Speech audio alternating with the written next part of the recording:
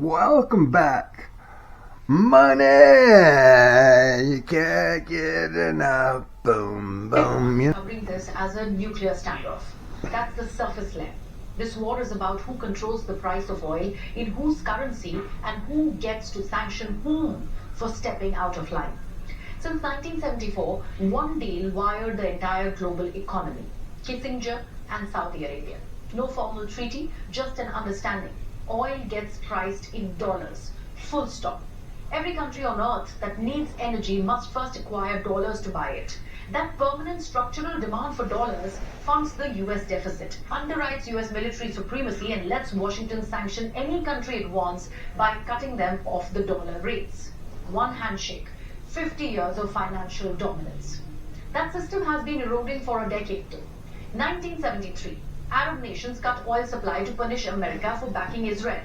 Price quadrupled, gas lines, dollar was declared dead. Kissinger flew to Riyadh and turned the crisis into the architecture itself. Then came the year 2000.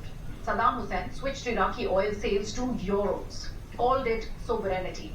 3 years later, the invasion happened. Oil was back to dollars within months. You can draw your own conclusions. Then 2022. Western sanctions forced 5 million barrels a day of Russian crude off dollar rails overnight.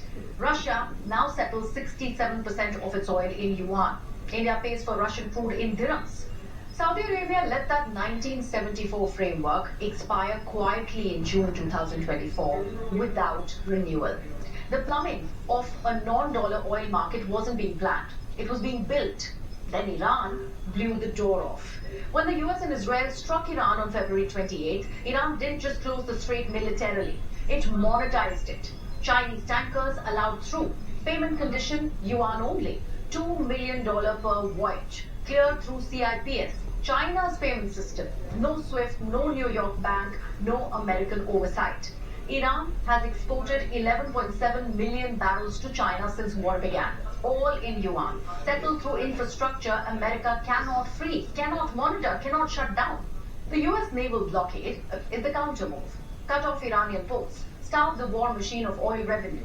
Signal to every country in the global south that the cost of switching currency rates is regime change.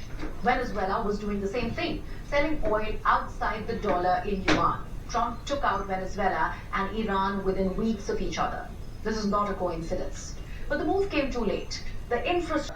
You look at my car, and, I tried to put it second. Money.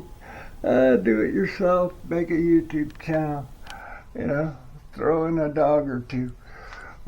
But, that's what this show's going to be about. Money and how we all need it. Because, if you don't find a gold mine, try on YouTube. Yeah, it says it on my card, and I'm Steve. No, let them troll you. Don't be a bobblehead. And it's all because I'm a Marine. This stuff going on in the ocean's all about money. And the show's really about dreaming on. Me trying to teach the youth that it'll take a few years to make a channel, and we're going to include rock and roll.